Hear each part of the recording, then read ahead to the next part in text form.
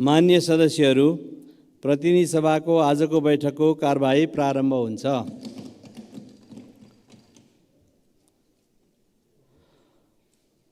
मान्य सदस्य, आकस्मिक समयमा संक्षिप्तमा केही कुरा राख्नको लागि म रघुजी पन्तलाई समय दिन्छु। सभामुख महोदय, म सकेसम्म विषय संक्षिप्तमै राख्छु, तर मेरो आग्रह सभामुखज्यूलाई के छ भन्दाखेरि सभामुखज्यूले घडी हेर्दाखेरि कहिलेकाहीँ घडीलाई भन्दा विषयलाई हेरिदिनु पर्ने अवस्था हुन्छ। म त्यसको लागि सभामुखज्यूलाई विशेष आग्रह गर्न चाहन्छु। सभामुख महोदय, लामो समयदेखि नै नेपालले आफ्नो असंलग्न परराष्ट्र नीतिमा अडिग रहँदै आएको छ।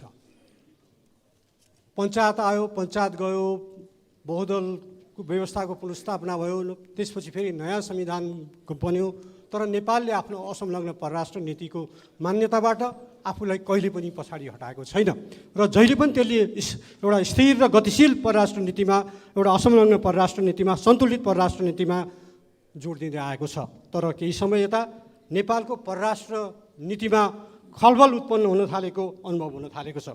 भर्खरै भारतको प्रधानमन्त्रीजीको भ्रमण सम्पन्न भयो। त्यो भ्रमणमा उहाँ महाकालमा जानुभयो, पूजा गर्नुभयो, त्यो उहाँको व्यक्तिगत अधिकारको कुरा हो, म त्यसमा धेरै अहिले टिप्पणी गर्न चाहन्न। तर त्यहाँ हाम्रो प्रधानमन्त्री, हाम्रा मन्त्रीहरूले गेरुवा वस्त्र लाएपछि हुँदा अब त हाम्रो राजदूतले पनि विचारमा समेत गेरुवा वस्त्र धारण गर्न थालेको देखिँदैछ। कान्तिपुर जुन 22 अर्थात् को कान्तिपुर दैनिक र यी कान्तिपुरमा जेठ 21 को, यही जेठ 21 को, जेठ 29 को कान्तिपुर दैनिकमा र यी कान्तिपुरमा चाहिँ हाम्रो भारत स्थित हाम्रा राजदूत शङ्कर शर्माको इन्टरभ्यू आएको छ। त्यो इन्टरभ्यूमा उठाएका, उहाँले व्यक्त गर्नुभएका केही कुराहरूले वास्तवमा नेपालको परराष्ट्र नीति के हुन लागेको हो र सरकारले उहाँलाई कस्तो निर्देशन दिएको हो, प्रधानमन्त्री र परराष्ट्र मन्त्रीसँग भेट हुँदा उहाँका कस्ता छलफल भए भन्ने कुराको एउटा आशंका उत्पन्न भएको छ। उहाँले आफ्नो इन्टरभ्यूमा भन्नुभएको छ, यो मसँग छ, यो उहाँको अनलाइन इन्टरभ्यू, त्यसको कपी, र अर्को उहाँले कान्तिपुरमा दिनुभएको, यो दुइटै मसँग यहाँ अगाडि छ सभामुख महोदय। र त्यहाँ उहाँले के भन्नुहुन्छ भन्दाखेरि घुमाएर उहाँले हिन्दू राष्ट्रको वकालत गर्नुहुन्छ र अर्को एउटा आपत्तिजनक शब्द के भन्नुहुन्छ भन्दा त्यो हिन्दू राष्ट्रको कुरालाई आफ्नो तर्फबाट आफ्नो भाषा जस्तो बनाएर मानिसहरू यसो भन्छन् भन्ने ढङ्गले उठाउनु भएको छ र नेपालको धर्मनिरपेक्षताको जुन नीति छ त्यसमाथि प्रश्न खडा भएको छ। त्यसै गरी जस्तो म उदाहरणसहित भन्छु, भारतसँगको हाम्रो सम्बन्ध, उहाँको एन्सर, भारतसँगको हाम्रो सम्बन्ध गहिरो छ, व्यापक छ, परम्परागत प्राचीन विषयमा आधारित पनि छ। यसलाई गहिरेर हेर्ने हो भने नेपालको सबै क्षेत्रको सम्बन्ध भारतसँग छ। अस्ति नै हेऱ्यौँ, भ्रमणमा कतिजना सचिव आउनुभएको थियो, प्रायः सबै आर्थिक र सामाजिक क्षेत्रको लिङ्क भारतसँग छ। नेपाल हिन्दू राष्ट्र हो, त्यो नै विशेष सिनारी हो, त्यसलाई जोगाउन सकेको भए राम्रो भन्छन् धेरै नेपाली। नेपालको पूर्व, पश्चिम र दक्षिणतिरको समुदायलाई हेर्ने हो भने पनि उनीहरूको धार्मिक, सामाजिक, साम्प्रदायिक सम्बन्ध सीमापारी देखिन्छ। र अर्को एक ठाउँमा पनि उहाँ के हुन्छ भन्नुहुन्छ भन्दाखेरि यो नेपाल चाहिँ हिन्दू राष्ट्र, नेपाल हिन्दू राष्ट्र हो, त्यो नेपालको विशेष सिनारी हो, त्यसलाई जोगाउन सकेको भए राम्रो हुन्थ्यो भन्ने सबैको धारणा देखिन्छ। यो नेपालको राजदूतले भन्ने विषय हो। यो नेपालको संविधानमा धर्मनिरपेक्षताको कुरा छ, तर राजदूत त्यहाँ गएर धर्मनिरपेक्षताको कुरा गर्नुहुन्छ। BRI-लाई उहाँ माने लोन ट्र्याप्ड भन्नुहुन्छ। BRI-को लोनको विश्वव्यापी रूपमा यस्तो आलोचना भएको छ, त्यसबारेमा हामीले सोच्नुपर्छ भन्नुहुन्छ। नेपालले त्यो एग्रिमेन्ट गरेको छ बगैँचा साथ BRI-को बारेमा। त्यसै गरी उहाँले यो इन्टरभ्यूमा भनेका, व्यक्त गरेका विचारहरूले केही प्रश्नहरू खडा भएका छन्। म ती प्रश्नहरू यहाँ उठाउन चाहन्छु। र EPG-को प्रतिवेदनबारे पनि उहाँको भनाइ त्यस्तै छ। के EPG प्रतिवेदन प्रबुद्ध व्यक्ति समूहबारे राजदूतले व्यक्त गरेको विचारले नेपाल सरकारको प्रतिनिधित्व गर्छ भने यो अत्यन्त आपत्तिजनक र खेदजनक छ। होइन भने EPG प्रतिवेदनबारे, नेपालको EPG प्रतिवेदनबारे नेपाल सरकारले संसदलाई आफ्नो स्पष्ट दृष्टिकोण बताउनु परोस्, त्यो यो विषयमा स्पष्ट पारोस्। 2, के सरकारको दृष्टिकोण हिन्दू राष्ट्रको नारालाई प्रेरणा प्रोत्साहन दिने हो? धर्मनिरपेक्षताबारे नेपाल सरकारको दृष्टिकोण के हो? यो संसदलाई स्पष्ट पारियोस्। के नेपाल हिन्दू राष्ट्र भए मात्रै दुई देशको सम्बन्ध राम्रो हुने हो? त्यसो भने 2046 सालभन्दा अगाडि त हिन्दू राष्ट्र थियो, 46 सालमा किन नाकाबन्दी लगाएको? किन त्यो बेला राम्रो सम्बन्ध हुन सकेन? यसको जवाब चाहियो। 14 महिनापछि मात्र भारतीय विदेश मन्त्रीसँग हाम्रो राजदूतको भेट भयो। के यो नेपालप्रतिको व्यवस्था र हेराइ होइन? यहाँ भारतीय राजदूतले घर घर डुलेर हाम्रा प्रधानमन्त्रीको क्वार्टरमा भने क्वार्टरमा, अफिसमा भने अफिसमा, पूर्व प्रधानमन्त्रीको घर घरमा भेटेर हिँड्छन्। तर हाम्रो यो नीति, हाम्रो परराष्ट्र नीति, कसरी विदेश सम्बन्धलाई सञ्चालन गर्ने नीति स्पष्ट नभएको हुनाले 14 महिनापछि बल्ल हाम्रो राजदूतले त्यहाँको विदेश प्रधानमन्त्रीसँग नि होइन, विदेश मन्त्रीसँग भेट भए। त्यसबारेमा पनि उहाँको एन्सर स्ट्रङ छैन। त्यसैले यो के हो, यो हेपाइप्रति हाम्रो प्रतिरोध किन हुँदैन? यसबारे नेपाल र आफ्नो पक्ष राजदूतले किन राख्न नसकेको? जे भयो ठिकै भयो भन्ने भनाइ हो राजदूतको।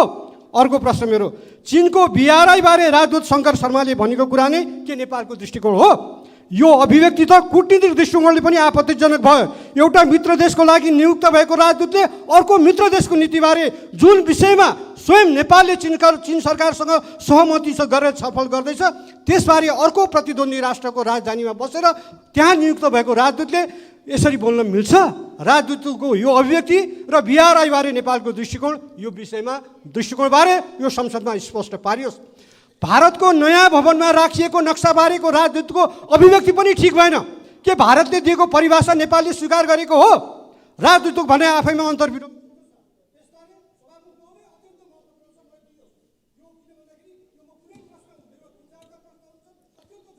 संक्षिप्त गर्नुहोस् मान्यज्यू, एकदम संक्षिप्तमा। पढिरहेको छु सभामुख महोदय, मेरो प्रश्न मात्रै पढिरहेको छु। नेपालले भारतको नयाँ भवनमा राखिएको नक्साबारेको राजदूतको अभिव्यक्ति पनि ठिक भएन। के भारतले दिएको परिभाषा नेपालले पनि स्वीकारेको हो? राजदूतको भनाइ आफैमा अन्तर्विरोधयुक्त छ। यसबारे नेपाल सरकारको दृष्टिकोण के हो? संसदलाई स्पष्ट पारियोस्। नेपालले यस विषयमा दृष्टिकोण स्पष्ट बनाउनै पर्छ। ग्रेटर नेपालको नक्सामा सुगौली सन्धि र अघिको नेपाल र पछिको नेपाल स्पष्ट छुट्याएको छ। त्यो बालेन शाहले अफिसमा टाँगेको नक्सा हेर्नुहोस्, त्यहाँ सुगौली सन्धि अगाडिको र सुगौली सन्धि पछिको नेपालको स्पष्ट देखिन्छ। तर भारतको नयाँ संसद भवनमा रहेको मुरान नक्सामा कुनै ढङ्गले पनि अहिलेको र पहिलेको भनेर नछुट्याइकन समान रङमा वर्तमान भारतकै अङ्ग जसरी देखाइएको छ। भारतको नयाँ संसद भवनको उद्घाटनपछि भारतका संसदीय मामिला तथा कोइला मन्त्रीले ट्विट गर्दै भने, अखण्ड भारतको नक्सा राखेर ट्विट गर्दै त्यसको वर्णन गर्दै भने सङ्कल्प स्पष्ट छ अखण्ड भारत, सङ्कल्प स्पष्ट छ अखण्ड भारत। के भारतीय यो मन्त्रीको यो सङ्कल्प नेपाललाई स्वीकार्य छ? दिल्लीमा भएको पत्रकार सम्मेलनमा बोल्दै भारतीय विदेश मन्त्री एस जयशङ्करले भने नेपाल जस्ता मित्र देशको चित्त बुझेको छ भने।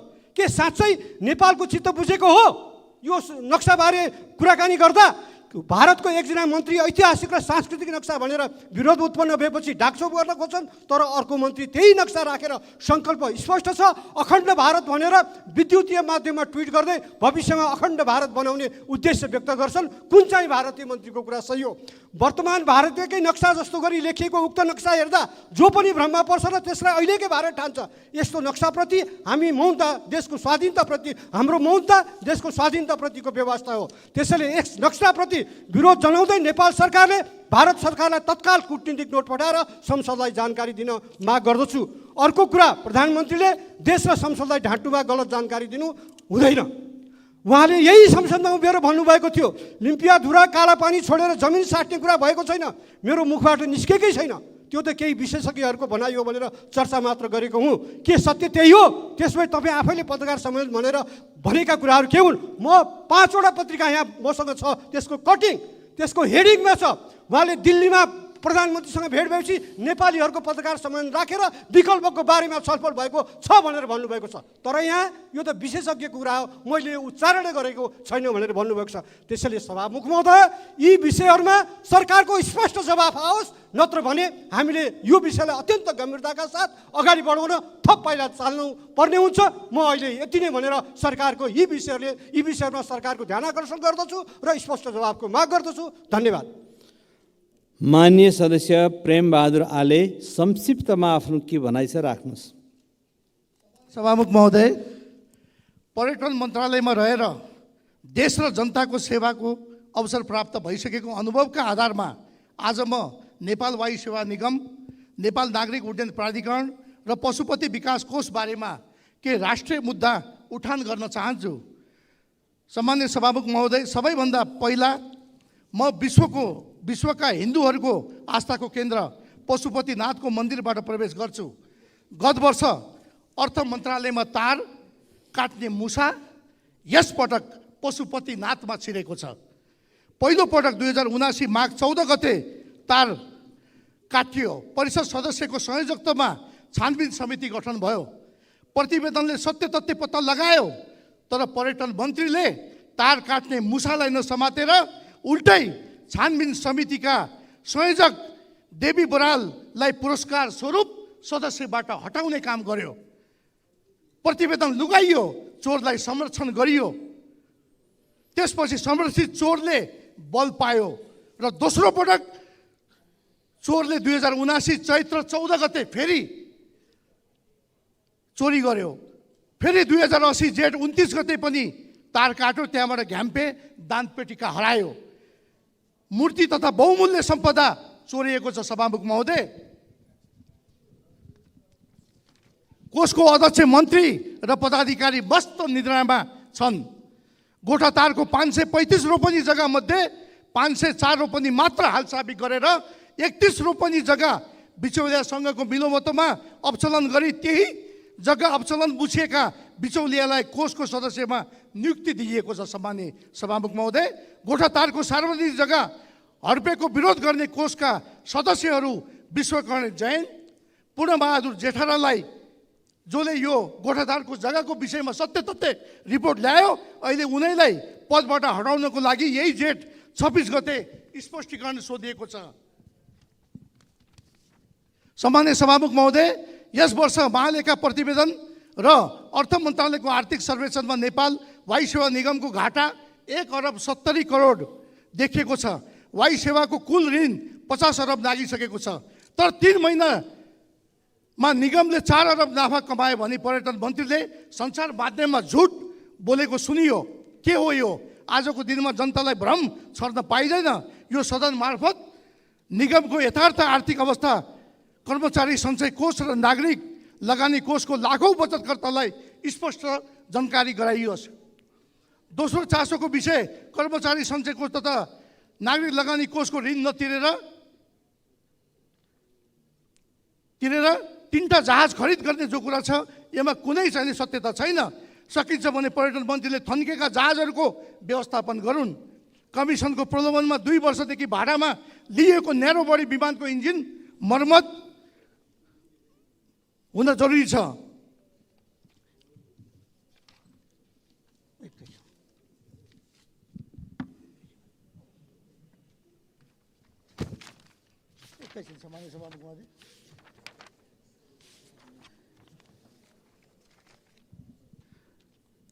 सम्माननीय सभामुख महोदय, जेठ 26 गते मन्त्री स्तरीय निर्णयबाट बन्दै गरेको कानुनको मसौदाको हवाला दिँदै काभ्रेमा हेलिपोर्ट निर्माणको लागि अनुमति दिइयो, जुन नेपालको संविधान विपरीत हो, जसमा रक्षा मन्त्रालय र जङ्गी अड्डाको गम्भीर असहमति थियो।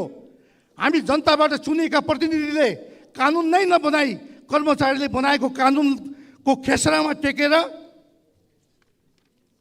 कुनै हवाई माफियालाई पोस्न किन हेलिपोर्ट बनाउने जिम्मा दियो, जबकि 32 रोपनी क्षेत्रफलमा भक्तपुरको नलिन चोकमा 27 हेलिकप्टर पार्किङ क्षमता 15 करोड लगानीमा नेपाल सरकारको संवितमा प्राधिकरणले हेलिपोर्ट बनाउँदैछ।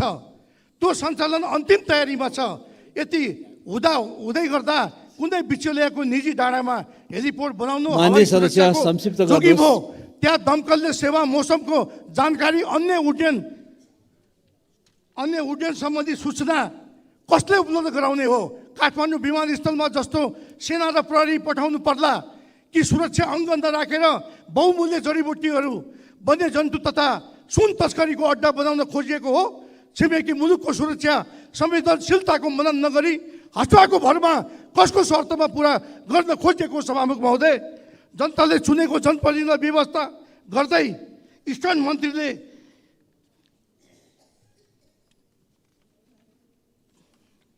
यस्तो निर्णय गरेका हुन्।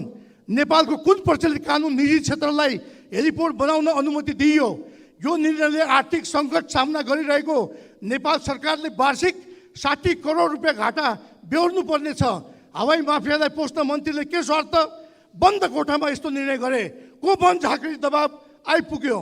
सम्माननीय सभामुख महोदय, सम्माननीय प्रधानमन्त्री सहित विशिष्ट व्यक्तिहरूसँग पशुपति दर्शनमा जाँदा माला बहिष्कार गर्ने, तर आफ्नो परिवारजनको 3 पुस्ते विवरण, पशुपति मूल ढोकाको बिरुवामा टाँस्ने पर्यटन मन्त्रीले जनतालाई जवाब दिनुपर्छ कि पर्दैन? यता शीघ्र त्यो जवाबको म माग पनि गर्न चाहन्छु। समयको लागि धन्यवाद सभामुख महोदय। माननीय सदस्य श्री रेखा यादव अति संक्षिप्तमा आफ्नो कुरा राख्नुहोस्। सभामुख महोदय, आज म धेरै भावुक भएर हाम्रा युवा जसलाई देशले अनागरिक बनाएको छ उसलाई लिएर उपस्थित भएकी छु। केही दिन अगाडिदेखि नै माइती घर मण्डलामा आन्दोलन गर्दै आएको विराटनगर निवासी नीरज कामतले आत्मदाह गर्ने प्रयास गरेको छ। के हामीले सधैँ हाम्रा देशको नागरिकलाई अनागरिक बनाइरहने हो? किन यो अनागरिक बन्नु परेको हो? उनीहरूले पीडा बारम्बार पोखिरहेको र यही सदनमा हामीले बारम्बार उठाइरहेको पनि हो। आज म यहाँको मार्फत न्यायालयलाई अनुरोध पनि गर्न चाहन्छु, यसरी आफ्नै देशका नागरिकलाई अनागरिक नबनाइयोस्।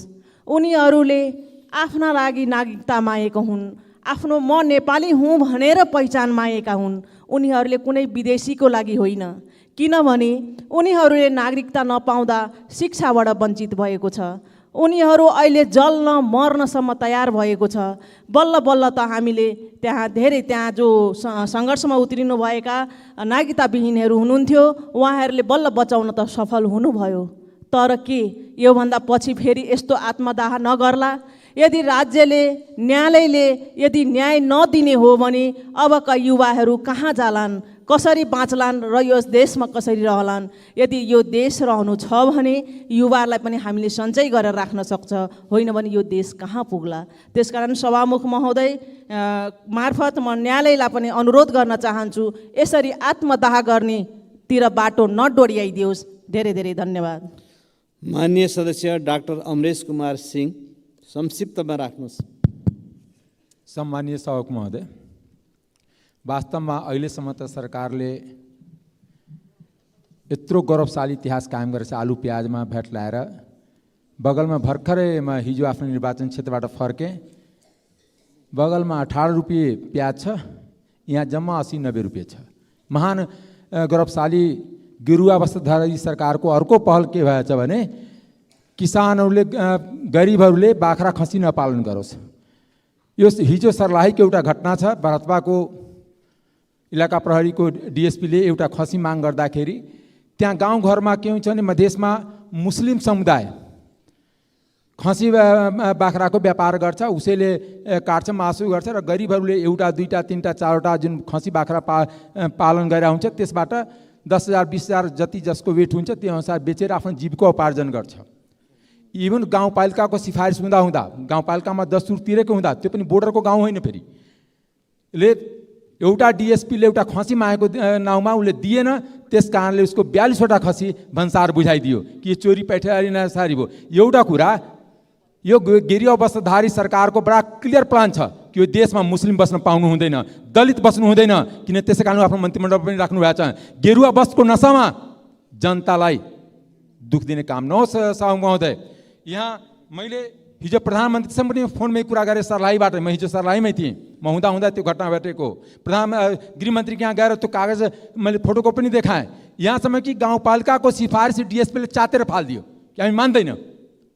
त्यस्ता डिएसपीलाई कानुनको कारबाही घेरा हुन्छ कि हुँदैन? कि यो सरकार मदमस्त हो कि हामी जे पनि गरे पनि छुट्छ, बजेट लुटे पनि छुट्छ। 4 जनाले बजेट लुट्या छ, हामी संसद मौन छौँ। दिन दहाडे आत्मदाह गरिराखेका हुन्छ जनता, तर सरकार गेरुवा वस्त्र धारण गरेर मन्दिर घुमिराखेका छन्। र उहाँ मेसेज दिइराख्नु भएको छ, जो छुवाछुत छ, जनजाति, दलित, मुस्लिम, उनीहरूलाई यो देशमा सिद्ध्याउँछु यदि यो प्रण गर्नुभएको छ प्रधानमन्त्रीले गेरुवा वस्त्र धारण गरेर। गेरुवा वस्त्र धारण रूपी सरकार समयमा होसमा आउनुहोस्, जनतालाई धेरै दुःख नदिनुहोस्। तपाईँहरूको निजी सम्पत्ति होइन कि बजेट लुटे आफू 3.5 करोड 4 करोडको पजेरो चढ्ने, हेलिकप्टर चढ्ने, प्लेन चढ्ने र गरिब जनतालाई यो देशमा बस्न नदिने यो देवा सपना तपाईँको। यसबाट उठेको आगोले यो सरकार भस्म हुन्छ। जुन तपाईँ भस्म लगाएर आफू सरकारको आयु लम्ब्याउनु खोज्नुभयो, आशीर्वाद प्राप्त गर्न सक्नुभयो, त्यही भस्मबाट तपाईँ भस्म हुनुहुन्छ। यो त्यस कारणले तपाईँले जुन दिनदेखि गेरुवा वस्त्र धारण गर्नुभएको छ त्यो दिनदेखि मुस्लिममाथि अत्याचार बढेको छ। यो मुस्लिमले गर्ने पेसा हो। म सोध्न चाहन्छु कुन कानुनको तहत आफ्नो देशमा भएको उत्पादन, आफ्नो देशमा भएको सामान आफ्नो देशभित्र बेच्न पाउँदैन? म सरकारको ध्यान आकर्षण गराउन चाहन्छु, गृहमन्त्रीको ध्यान आकर्षण गराउन चाहन्छु। प्रधानमन्त्रीसँग कुरा गर्दा पनि प्रधानमन्त्री मौन हुनुहुन्छ। उहाँले के भन्छ? म गरिबको लागि बन्या होइन, म त विशाल ग्रुपको लागि बनेको छु जसको कर छुट गरिदिए, म त आइसिटिसीको लागि बनेको छु जसको चुरोटको ट्याक्स कम लगाएँ। त्यस कारणले उहाँले यदि धनीहरूको सेवा गर्नु छ, धनीको दरबान बनौँ, देशको प्रधानमन्त्री नबनौँ। देशको प्रधानमन्त्री बन्यो भने गरिब निमुखा हरेक धर्म, हरेक जात, हरेक समुदायलाई सम्मान गर्न सिक्नुपर्छ। दोस्रो कुरा, यो सरकारको सुरुवात अनि प्रधानमन्त्रीको आँखा अगाडि यही बानेश्वरमा आत्मदाह गरेर एउटा हाम्रो नेपाली व्यवसायीको मृत्यु भएको छ। अर्को नेपाली नागरिकताको लागि आत्मदाह गर्नुपर्ने छ। के यो सरकार आत्मदाह गराउनको लागि बनेको? अरू सरकारको पालामा आत्मदाह नहुने यही सरकारको पालामा। किनकि सरकार उहाँ के सोच्नुहुन्छ भने जति आत्मदाह गऱ्यो भने हामी त रोम जलिरहेको थियो, निरो बाँसुरी बजाइरहेछ, प्रधानमन्त्री त पजेरोमा चढेर घुमिराख्नु भएको छ। उहाँको वरिपरिको मान्छे भ्रष्टाचार गरिरहेको छ, आफन्तको नियुक्ति भइरहेछ, 3 दिनको लागि मुख्य सचिवको नियुक्ति पनि छ। छोट्याउनुहोस्। त्यस कारणले सहयोगजीबाट मार्फत रुलिङको माग गर्छु। हिजो भएको घटनामा सबै प्रमाण सहयोगजीमा चेम्बरमा गएर पनि देखाएको छु, सरकारको उपप्रधानमन्त्री गृहमन्त्रीलाई पनि दिएको छु, प्रधानमन्त्रीसँग पनि कुरा गरेको छु। तर त्यसको बावजुद पनि गरिबहरूको जुन बाख्रा थियो त्यो व्यवसायको सिधै भन्सार बुझाइदिएछ। के बोर्डरमा मान्छे बस्न नपाउने? के मधेसी देशको बासिन्दा होइन? त्यस कारणले उहाँले मधेस विरोधी काम जुन गरिराख्नु भएको छ त्यसमा उहाँ समयमा सचेत होस्। यसको लागि रुलिङको माग गर्छु कि हिजो भएको जाति त्यो मुसलमानहरूको समान फिर्ता होस्, उसलाई व्यापार गर्ने अवसर प्राप्त होस् र किसान गरिबलाई बाख्रा पालन, गाई पालन, भैँसी पालनको तर्फ सरकार प्रोत्साहन गरोस्, न कि खाली सामान बाहिरबाट मगाएर भन्सारको राजस्व चलन गरेर देश लुट्ने काम अहिलेको मन्त्रीमण्डल गेरुवाधारी मन्त्रीमण्डल। किनकि गेरुवाधारी भएपछि उहाँ विचारबाट विमुख हुनुभएको छ, इन्साफबाट विमुख हुनुभएको छ र उहाँ कर्तव्यच्युत हुनुभएको छ। त्यसलाई समयमा रुलिङ होस्। धन्यवाद। मान्य सदस्य अब्दुल खान, के त्यस्तो जरुरी विषय छ? एकदम संक्षिप्तमा राख्नुहोस्। सम्मानीय सभामुख महोदय, हामीले अहिले हेरिरहेका छौँ, हाम्रो आँखाहरू, हाम्रा कानहरू, हाम्रो सरकारको ध्यान कतातिर रहेको छ? अहिले नागरिकताबाट वञ्चित भएका सन्तानहरूले विभिन्न जिल्लाहरूमा र काठमाडौँको माइती घरमा आत्महत्या गर्ने कोसिस गरिरहेछन्। सभामुख महोदय, यो प्रयास 1-2 दिनभित्र रोकिएन भने भोलि सामूहिक आत्मदाह गर्नेछन्। त्यसको जिम्मेवारी कसले लिने? सभामुख महोदय, नेपाल सरकारले लिने कि नेपालको न्यायालयले लिने? सर्वोच्च अदालतले जहिले पनि नागरिकता पीडितहरूको सवालमा, चाहे तो 2068 साल होस्, चाहे 2067 साल होस्, 2080 साल होस्, जहिले पनि नागरिकताको सवाल आउँदाखेरि तिमी कुटे जस्तो गर, म रोए जस्तो गर्छु भन्ने यो सरकारको नीति लिएर सरकारले यताबाट पास गर्छ, आधी सांसदहरूले विरोध गर्छन्, आधीले पास गर्छ र न्यायालयले गएर त्यो कुरालाई रोकिदिन्छ। यस्तो मनोदशा, यस्तो मनोविज्ञान, यस्तो मनोवृत्ति कहिलेसम्म हुने? सभामुख महोदय, यो कुरामा हाम्रो सरकार, हाम्रो देशको न्यायालय सचेत भएन भने यसको जिम्मेवारी भोलि कसले लिने? सभामुख महोदय, त्यसकारण म यसको जवाब म चाहन्छु, गृहमन्त्रीज्यूबाट यसको जवाब चाहन्छु कि भोलि सामूहिक रूपमा आत्मदाह भयो भने यसको जिम्मेवारी कसले लिने? के नागरिकता माग्नु अपराध हो? हामी नेपाली हौँ, नेपाल देशको बसोबास गर्ने मानिस हौँ, हामीलाई देशको नागरिकता चाहिएको छ भन्नु अपराध हो भने यो देशका हामी सबैलाई गोली हानेर यहाँबाट भगाउनुहोस् कि त हामीलाई नागरिकता दिनुहोस् भन्नेमा माग गर्न चाहन्छु। हस्, धन्यवाद। मान्य सदस्यहरू, अब शून्य समयको कार्यक्रम प्रारम्भ हुन्छ। शून्य समयमा बोल्न चाहनुहुने मान्य सदस्यहरूको लागि 1 मिनटको समय निर्धारण गरिएको छ। सर्वप्रथम मान्य सदस्य श्री बिजुला रायमाझी।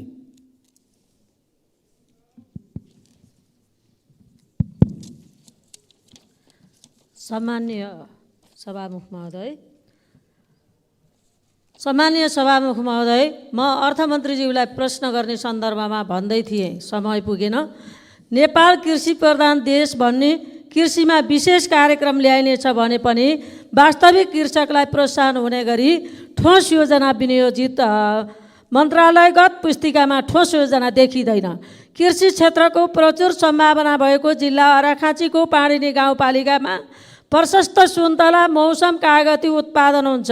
मौसममा त्यो क्षेत्र भ्रमण गर्न लायक हुन्छ, तर भण्डारण र बजारको अभावमा कृषक पीडित छन्, पलायन हुँदैछन्। सभामुख महोदय, अर्घाखाँचीमा सुन्तला, मौसम कागती, टिमुर, बेसार, अदुवा, पिँडालु लगायत प्रशस्त फल्न सक्छ। थुप्रै महिला सहकारी समूहहरू सरकारले उत्पादित वस्तु भण्डारण केन्द्र निर्माणमा सहयोग गरिदिए प्रशस्त उत्पादन निर्यात गर्न चाहेको गुनासो सुनिएको छ। सभामुख माननीय सदस्य श्री विद्या भट्टराई। सम्मान्य सभामुख महोदय, लगातारको वर्षाको कारण पोखरा सहर जलमग्न भएको छ। ढल नाली तथा वर्षायामको पानीको निकासको उचित व्यवस्थापन नहुँदा पोखरामा सडक लेन र फुटपाथ नै देख्न नसकिने गरी जलमग्न हुने गरेको छ। 4 दिन अगाडि मात्रै स्कुटरमा यात्रा गरिरहेका यात्रुहरू पानीको बहावमा परि यात्रा नै जोखिमपूर्ण हुन पुग्यो र 2 पाङ्ग्रे सवारी साधन पानीले बगाउने अवस्था बन्यो।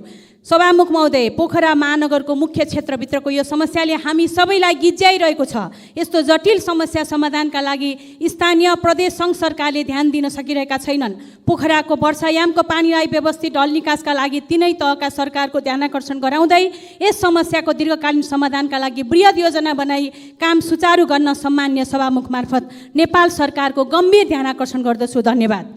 माननीय सदस्य श्री बिना लामा। सम्माननीय सभामुख महोदय, अहिले दिनदिनै विद्यार्थीहरूमाथि विद्यालयको शिक्षकहरूद्वारा क्रूर यातना दिएको कारणले विद्यालय छोड्ने, विद्यालय जान डराउने, अन्त्यमा डिप्रेसनको शिकार भई आत्मदाह गर्न बाध्य भएका छन्। सभामुख महोदय, त्यस्तै घटना धादिङ जिल्लाको नेत्रवती डब्सोङ निवासी 12 वर्षीय अभिषेक तामाङ काठमाडौँ नयाँ बजार स्थित इलिप्स स्कुलमा अध्ययनरत छात्र, होस्टेल इन्चार्ज र प्रिन्सिपलको क्रूर यातनाको कारणले गर्दा झुन्डिएको अवस्थामा भेटिएको छ। सभामुख महोदय, जुन अवस्था हेर्दाखेरि झुन्डिएको नभई झुन्ड्याएको जस्तो शङ्का उब्जिएको छ। ती अबोध बालकलाई राम्रो र गुणस्तरीय शिक्षा दिनको लागि आमा वैदेशिक रोजगारमा गएको हुन्छन्, तर आफ्नो बच्चा यसो झुन्डिएको अवस्थामा भेट्दाखेरि अहिले आमा न्यायको खोजीमा छन्। त्यसैले सम्बन्धित निकायले यस्तो घटनाहरू घट्नतर्फ रोक लगाई विशेष शिक्षा क्षेत्रमा राम्रो बनाउनको लागि ध्यानाकर्षण गर्नु। माननीय सदस्य श्री विनिता कुमारी सिंह।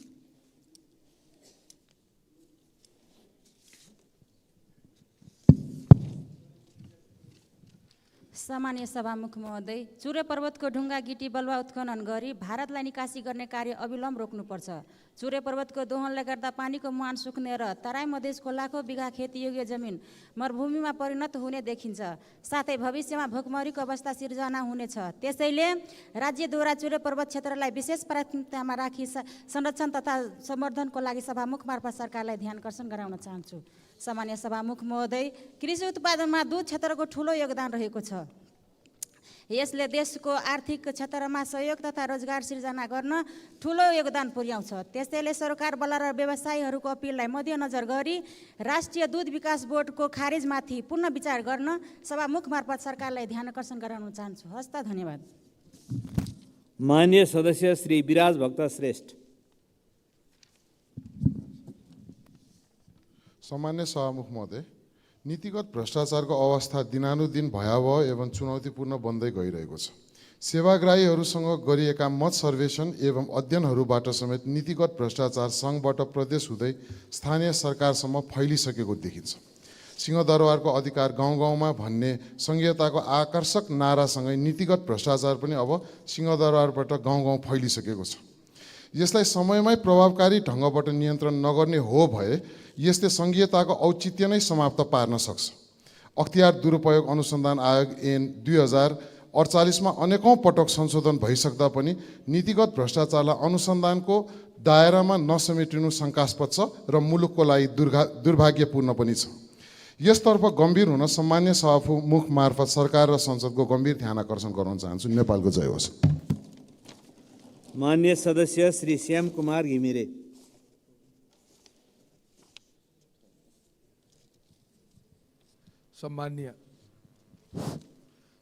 सम्माननीय सभामुख महोदय, सर्वदंश उपचार केन्द्र सिन्धुली जिल्लाको सिरथौली स्थित पिएचसीमा तालिम प्राप्त चिकित्सक सहित आवश्यक उपचारको व्यवस्था मिलाउन पहल गरिदिनु भएकोमा सर्वप्रथम स्वास्थ्य मन्त्रीजीलाई धन्यवाद दिन चाहन्छु। त्यसै गरी मध्यपहाडी राजमार्ग अन्तर्गत पर्ने खाङसाङ खोला र सोखु खोलामा यो वर्षौँदेखि पुल निर्माण हुन सकेका छैन। 2 पल्ट ठेक्का लाग्दै ठेक्का तोडिँदै भइसक्यो, तर पनि पुल जस्ताको तस्तै अवस्थामा छ र यो तुरुन्त यो ठेकदारमाथि कारबाही गरी नयाँ ठेक्का लगाइयोस् भनी म जोरदार माग गर्दछु। साथै यो ठेक्का लिएर काम नगरी अलपत्र पार्ने ठेकदारहरू काम सम्पन्न भइसकेपछि पनि भुक्तानी नदिने सरकारमाथि पनि कारबाही गर्ने गरी नयाँ सार्वजनिक खरिद ऐनमा आवश्यक संशोधन गरियोस् भनी जोरदार माग गर्दछु। धन्यवाद। माननीय सदस्य श्री शान्ति विक।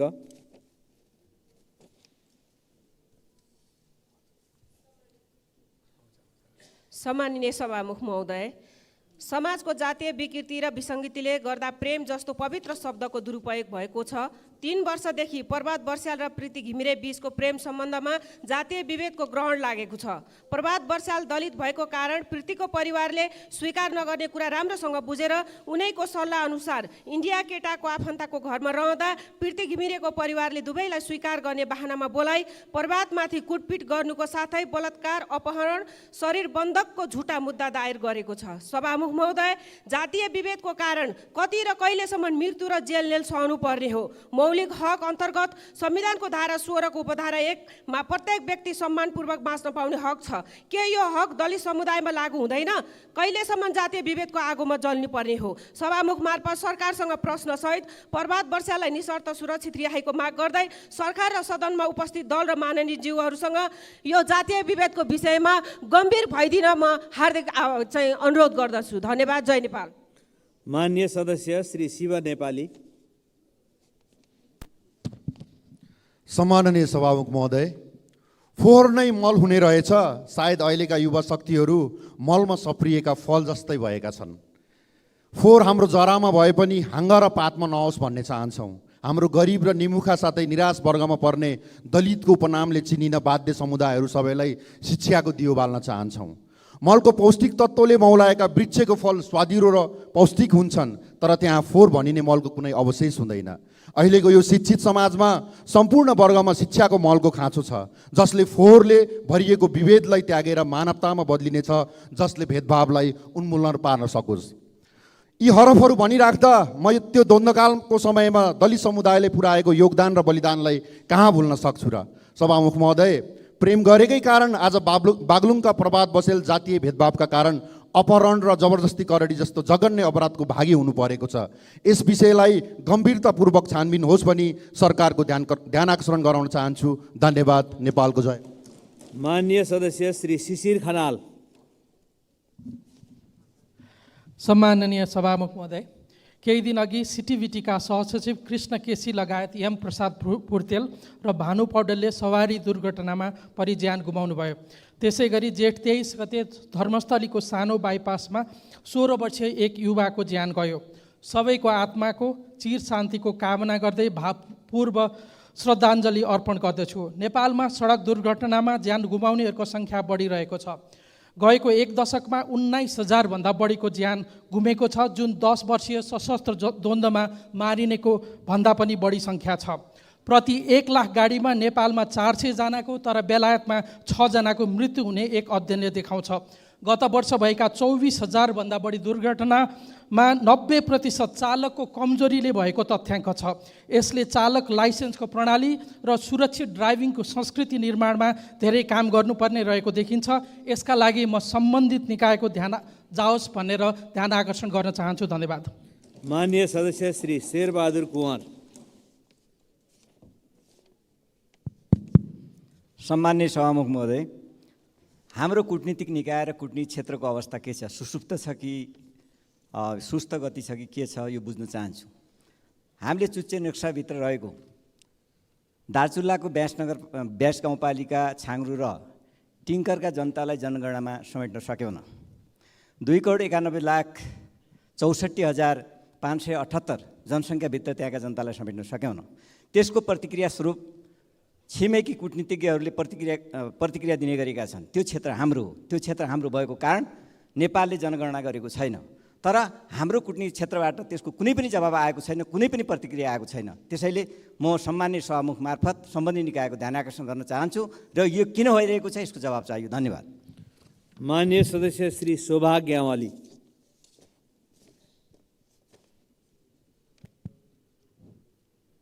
सम्माननीय सभामुख महोदय, सन् 2009 अक्टोबर 27 5वटा सीमा नाका सञ्चालन गर्नका लागि नेपाल भारतबीच सम्झौता भएकोमा 4वटा सीमा नाका सञ्चालनमा आएका छन्। तर बर्दिया जिल्लाको गुलेरिया मूर्तिया सीमा नाका हालसम्म पनि सञ्चालन हुन सकेको छैन। यथाशीघ्र उक्त नाका सञ्चालनको लागि नेपाल सरकारलाई पहल गर्नको लागि मैले हार्दिक अनुरोध गर्न चाहन्छु। साथै 71 सालको बाढी पीडित परिवारले भूकम्प पीडित सरह राहत पाउने निर्णय नेपाल सरकारबाट भए पनि हालसम्म निर्णय अनुसारको राहत पाउन नसकेको हुँदा यथाशीघ्र बजेटको व्यवस्थापन मिलाउन सभामुखज्यू मार्फत नेपाल सरकारको ध्यान आकर्षण गर्न चाहन्छु। हस्त धन्यवाद। माननीय सदस्य श्री सन्तोष परियार। सम्माननीय सभामुख महोदय, जेठ 23 गते भक्तपुर बहुमुखी क्याम्पसको नवनियुक्त क्याम्पस प्रमुखको कुर्सीलाई रुखमा झुन्ड्याइयो र उहाँको नेम प्लेटलाई पनि रुखमा झुन्ड्याइयो। विद्यार्थी विरोधका नाउँमा जेठ 29 गते पूर्वाञ्चल विश्वविद्यालयका सेवा आयोगको अध्यक्षले कालो मोसो दलियो। सम्माननीय सभामुख महोदयलाई म स्मरण गराउन चाहन्छु, लगभग 3 वर्ष अगाडि त्रिभुवन विश्वविद्यालय समाजशास्त्रका प्राध्यापकलाई दिनदाडै साङ्घातिक हमला गरियो। यसरी विश्वविद्यालयमाथि यस्ता हमलाहरू हुँदाखेरि सरकार के हेरेर बसेको छ? स्मरण गराउन चाहन्छु, नेपालका गरिब र सबै ठाउँबाट आएर उच्च शिक्षा हासिल गर्ने त्रिभुवन विश्वविद्यालयलाई एकातिर शिक्षाको गुणस्तर घटाउने, अर्कोतिर यो खालको गुन्डागर्दी गर्ने चलन चलिरह्यो भने हाम्रो देशको भविष्य कतातिर जाला? म सामान्य सभामुख मार्फत नेपाल सरकारका शिक्षा मन्त्रालयको ध्यान आकर्षण गराउन चाहन्छु र शिक्षा मन्त्रीलाई घटनाको यथार्थ विवरण प्रस्तुत गर्न आग्रह गर्न चाहन्छु। धन्यवाद। माननीय सदस्य श्री सम्झना थपलिया।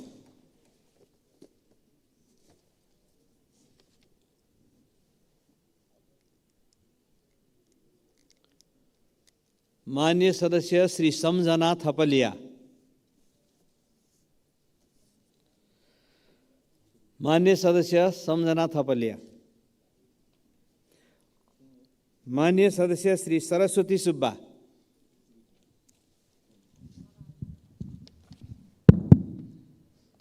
सम्माननीय सभामुख महोदय, आत्मनिर्भर अर्थतन्त्र निर्माणका लागि व्यावसायिक कृषि पालन पशुपालन भन्ने नारालाई हामीले कहिलेकाहीँ मूल मन्त्र नै नबनाएको होइन। नेपालमा कृषि बिमा गर्ने कम्पनीहरू 15वटा छन्। बाली बिमा गर्ने कम्पनीहरू चासो दिँदैनन्। पशु बिमा सजिलै हुने गरेको थियो। यस्तो बिमा गर्दा लाग्ने शुल्क अर्थात् प्रिमियम रकम 80% नेपाल सरकारले बिहोर्ने व्यवस्था छ। सो रकम 2 अर्ब 95 करोड बकौता रहेको छ। यो रकम नेपाल सरकारले भुक्तानी नगरेकोमा बिमा कम्पनीहरू पशु बिमा गर्न तयार छैनन्। सभामुख महोदय, कृषि बिमा दाबी गर्दा सबै कागजात बिमा प्राधिकरणमा बुझाउनु पर्ने व्यवस्था छ। यो कार्यका लागि किसान चुकेका छैनन्। तसर्थ नेपाल सरकारले तिर्नुपर्ने बकौता रकम तुरुन्त निकास गरी बाली बिमा पशुधन बिमा सुचारू गरियोस्। बिमा कम्पनीलाई बिमा गर्न तुरुन्त निर्देशन गरियोस्। यस्तो बिमा दाबी र भुक्तानी केन्द्रीय स्तरबाट होइन, स्थानीय तहबाटै गर्ने व्यवस्था मिलाउन पहल गरियोस्। प्रदेश र स्थानीय सरकारको सक्रियता बिना यस्तो कार्य सम्पन्न हुँदैन। माननीय सदस्य श्री सराज अहमद फारूकी। सम्मानीय सभामुख महोदय, कपिलवस्तु जिल्लाको चन्द्रौटादेखि कृष्णनगर 20 किलोमिटर औद्योगिक क्षेत्र भएका छन्। त्यसलाई औद्योगिक करिडोरको रूपमा मान्यताका साथ उद्योगलाई व्यवस्थित गरियोस्। साथै कृष्णनगर भन्सारलाई ड्राइपोर्टको रूपमा विकास गरियोस्। ड्राइपोर्टको बारेमा अर्थमन्त्रीज्यूसँग प्रश्न गर्दा जवाबमा एमसीएफसी रोडको रूपमा जवाब आयो, त्यो प्रष्ट होस्। धन्यवाद। माननीय सदस्य श्री सरिता भुसाल। सम्माननीय सभामुख महोदय, वर्षायामको सुरुवात र बढ्दो गर्मीसँगै तराईका जिल्लाहरूमा विषालु सर्पको बिगबिगी बढिरहेको छ। पश्चिम नवलपरासी जिल्लाको बर्दघाट स्थित चिसापानी अस्पतालमा सर्पदंशको औषधि भए तापनि तालिम प्राप्त चिकित्सक र स्वास्थ्यकर्मी नभएको कारणले यस क्षेत्रका बिरामीलाई बुटोल तथा भरतपुर अस्पताल लैजानु पर्ने बाध्यता रहेको छ। समयमै उपचार नपाउँदा थुप्रै नागरिकहरू अकालमै ज्यान गुमाउन विवश छन्। तसर्थ चिसापानी अस्पतालमै सर्पदंशको उपचार तथा व्यवस्थापनको लागि सरकारको ध्यान आकर्षण गराउन चाहन्छु। सभामुख महोदय, यस क्षेत्रका गर्भवती महिलाहरूका लागि सिजेरियन विधिको प्रसुति गृह नहुँदा छिमेकी जिल्ला रूपन्देही तथा चितवन जानुपर्ने अवस्था छ। सबै जिल्लावासीलाई पाएक पर्ने ठाउँमा पर्याप्त सुविधासहितको प्रसुति गृह निर्माण गरी सुरक्षित सुत्केरी सेवा प्रदान गर्न सभामुख मार्फत सरकारको ध्यान आकर्षण गराउन चाहन्छु। धन्यवाद। माननीय सदस्य श्री शान्ति चौधरी।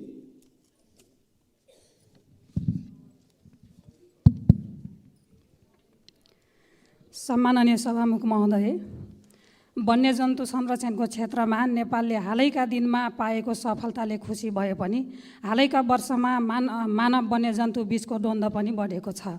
यसलाई कसरी कम गर्न सकिन्छ भन्नेतर्फ ध्यान दिन जरुरी छ। सभामुख महोदय, बफर जोन क्षेत्रका जनताको जीवधनको सुरक्षामा सरकार गम्भीर देखिँदैन। उहाँहरूको जीवन भयमुक्त बनाउन, मानव वन्यजन्तु बीच द्वन्द्व कम गर्न क्षतिको वैज्ञानिक मूल्याङ्कन गर्न जरुरी छ। बफर जोनका जनताको सुरक्षाका लागि आय अर्जनका कार्यक्रम, बाली बिमा, पशु बिमा, जीवन बिमा, गोठ बिमा अनिवार्य लागू गर्न र क्षतिपूर्ति प्राप्तिको कानुनी र कागजी प्रक्रिया सर्वसुलभ बनाउन ऐन कानुनहरू समयानुकूल परिमार्जन गर्न म सम्माननीय सभामुख मार्फत नेपाल सरकार र सम्बन्धित मन्त्रालयको ध्यान आकर्षण गर्न चाहन्छु। धन्यवाद। माननीय सदस्य श्री सीता मिजार।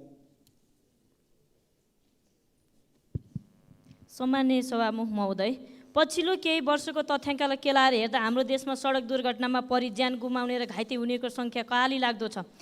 2077-78मा 166 जनाको मृत्यु र घाइते 7324 जना रहेको देखिन्छ। त्यसै गरी 78-79मा 191 जना मृत्यु र घाइते 8538 जना रहेको देखिन्छ। त्यसरी नै 79-80को हालसम्म 170 जना मृत्यु र 6763 जना घाइते भएको देखिन्छ। यसमा कुनै पनि पक्ष गम्भीर भएको देखिँदैन। सभामुख महोदय, के यो समस्याको कारण खोजेर न्यूनीकरण गर्नेतर्फ उचित कदम चाल्नु पर्दैन? सरकारको काम केवल सडक बनाउने, गाडी भित्र्याउने लाइसेन्स बाँड्ने मात्र हो।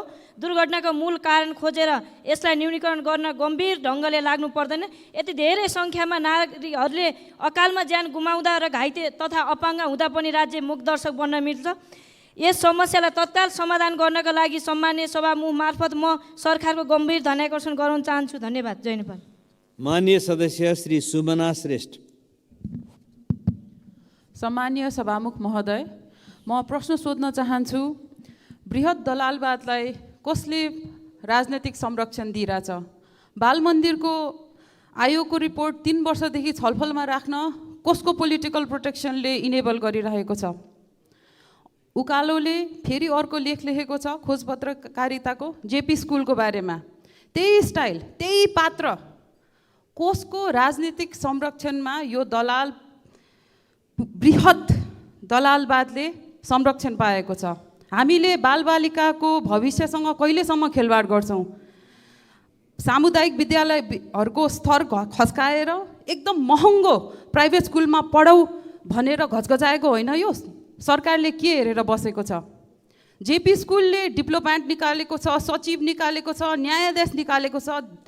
यो राष्ट्रको प्रतिष्ठित ठाउँमा जेपी स्कुलले आफ्नो प्रडक्ट पठाएको छ। आफ्नो स्कुललाई यसरी दलालहरूले अधिग्रहण। माननीय सदस्य श्री सुशीला श्रेष्ठ।